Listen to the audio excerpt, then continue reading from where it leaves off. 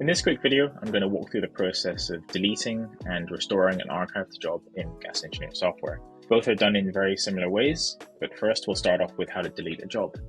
So the first thing you want to do is open up the web portal and then head to your jobs list. On this page, you'll be able to see two tabs at the top, one for outstanding jobs and one for archived jobs. In this case, since we want to delete a job, we're going to go to outstanding jobs. For this example, we're going to delete job number 213. So the first thing you want to do is click on that to open up the job. On the right-hand panel, you'll see several different options, one of which being to delete the job. Clicking on that opens up a pop-up for you to confirm the action. Click yes, and the job will be archived. So if we were to go back to our jobs list, you'll see that it's no longer there at the top of the outstanding jobs list.